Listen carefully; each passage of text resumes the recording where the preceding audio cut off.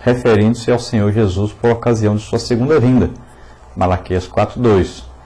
Isaías profetizou sobre essa luz que é Cristo. Veja Isaías 9, de 1 e 2, aí, versículo 1 e 2. Mateus registrou seu cumprimento. Mateus 4, 12 a 16. Veja aí, versículo 16 diz: E o povo que estava sentado em trevas viu uma grande luz, e aos que estavam sentados na região e sombra da morte, a luz raiou. Simeão também o aguardava. Lucas 2, 28 a 35. No versículo 32 diz: Luz para iluminar as nações e para a glória do teu povo Israel. Então veja bem que os profetas profetizaram a respeito dessa luz. Teve o cumprimento no Novo Testamento. Nós vemos aí que Mateus registrou, dizendo que o povo estava sentado em trevas, né? De repente viu a luz de Deus apareceu. Também Simeão estava aguardando, e ele disse que aquele que estava ali, aquele bebê, o bebê Jesus, que foi apresentado ao templo, ele estava dizendo: Este veio para ser luz, para iluminar as nações. Glória a Deus. Número 12, também para completar, segundo Jesus ser a luz do mundo. Então Cristo, no início do seu ministério, habitou em Cafarnaum, na Galiléia, e ali iluminou diversas vidas. Jesus manifestou-se publicamente, declarando: Eu sou a luz do mundo. Quem me segue não andará em trevas, mas terá a luz da vida. João 8,12.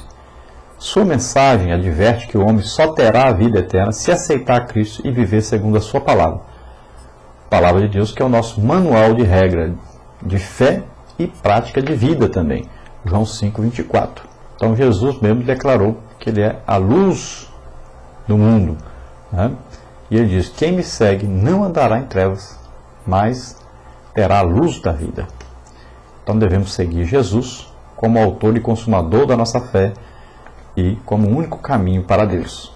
Essa é a luz que ilumina o nosso caminho. Glória a Deus. Na nossa parte número 3, as trevas opõem-se à luz. E na pergunta 13, como são as trevas?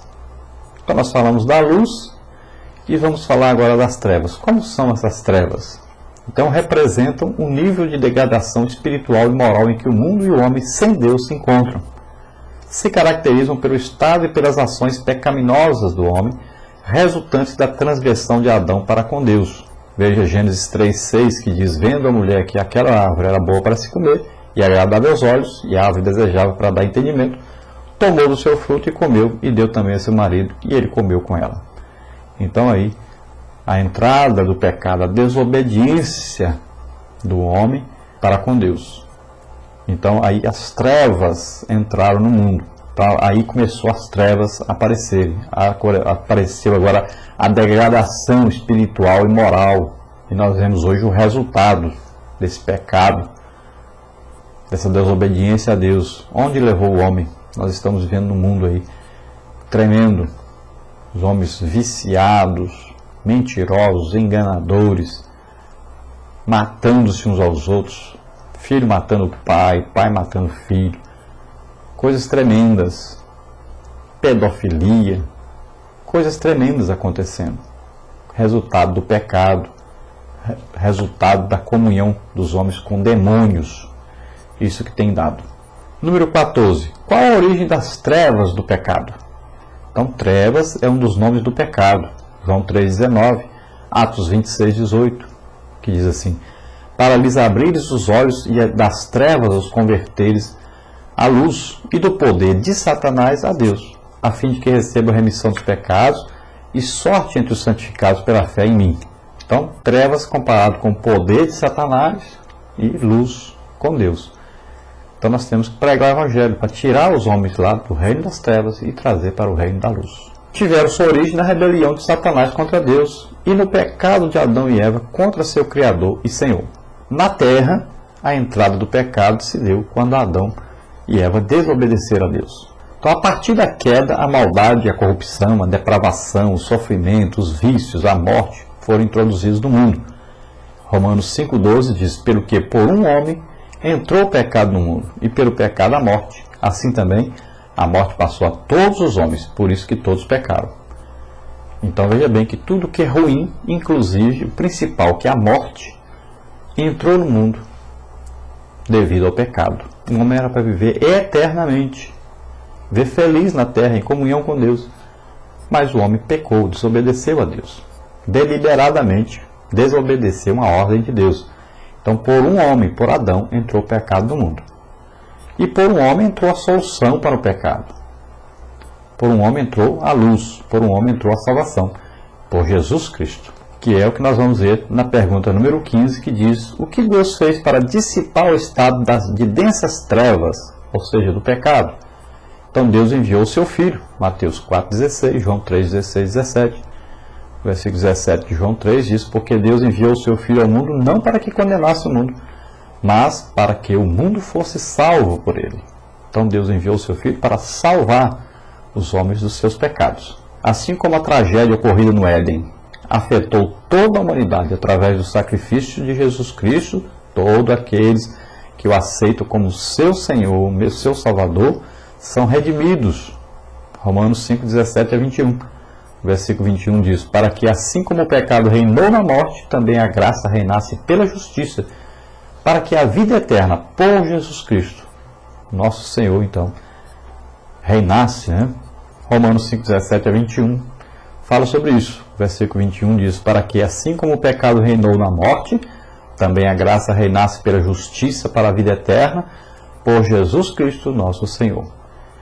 Então o pecado reinou na morte, nas trevas, no afastamento de Deus. O pecado é que reina, que governa o homem. Agora, na graça de Deus, quando nós aceitamos a Jesus como Senhor e Salvador, vem então a justiça para a vida eterna. Somos justificados diante de Deus pelo sacrifício de Jesus. Não é nós que merecemos, mas Jesus é quem fez o sacrifício em nosso lugar.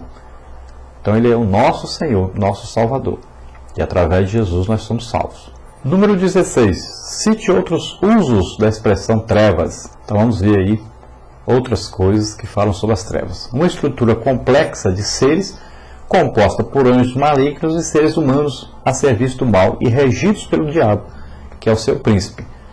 Veja João 14, 30, 16, 11, Efésios, a carta do apóstolo Paulo aos Efésios, capítulo 6, versículo 12. Veja também Judas, né, que é um capítulo só, versículo 6, que está escrito aí nesse versículo: e aos anjos que não guardaram o seu principado, mas deixaram sua própria habitação, reservou na escuridão e em prisões eternas até o juízo daquele grande dia. Satanás tem um reino, tem um trono aí nas regiões celestes, e onde ele governa aí, de onde ele governa os demônios, né, os seus anjos caídos, que eram anjos, se tornaram demônios. Então toda essa região celeste infestada por esses demônios aí, que são trevas, na verdade, são escuridão, que vivem a tentar os homens e fazer com que os homens pequem cada dia mais. Os homens não regenerados também são chamados de trevas. Efésios 5:8. Porque no outro tempo erais trevas, mas agora sois luz no Senhor, andai como filhos da luz. Antes de aceitarmos Jesus como Senhor e Salvador, éramos chamados como filhos das trevas, né? Éramos trevas, está bem claro aí. Depois os espíritos malignos, Efésios 6, 11 e 12, fala também sobre isso.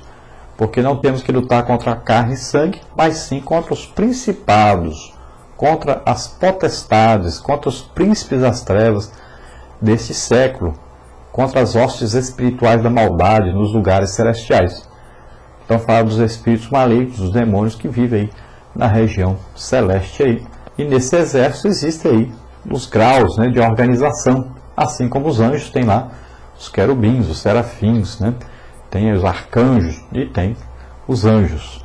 Então são organizações espirituais, um exército. Ainda bem que o exército de Satanás só é a terça parte do exército de Deus. Então esse exército sempre será perdedor, porque só tem a terça parte do exército de Deus. E o chefe do exército de Satanás é o próprio Satanás. E o nosso general e chefe, comandante do exército dos anjos, é Jesus. Jesus já venceu a morte, venceu o inferno, venceu o pecado, venceu Satanás. Então o inimigo nosso é, na verdade, um inimigo derrotado pelo chefe do nosso exército, o exército dos anjos, que também é o nosso chefe, Jesus Cristo. Glória a Deus por isso. 17. Qual o fim dos homens que, sem Deus e em sua ignorância ou resistência à palavra de Deus, estão indo de mal a pior? caso não se convertam a Cristo, que vivem sem Deus, na ignorância e resistindo ainda à palavra de Deus. Então seu fim será o lago de fogo reservado para o diabo e seus anjos. Mateus 25, 41, que diz: então dirá também aos que estiverem à sua esquerda: apartai-vos de mim, malditos, para o fogo eterno, preparado para o diabo e seus anjos. Então veja bem que o fogo eterno, ou o lago de fogo, não foi preparado para os homens, foi preparado para Satanás e os seus demônios. Quando eles se rebelaram contra Deus, Deus já preparou lugar para eles. O destino deles é um destino eterno para eles. Não era para o homem ir para lá.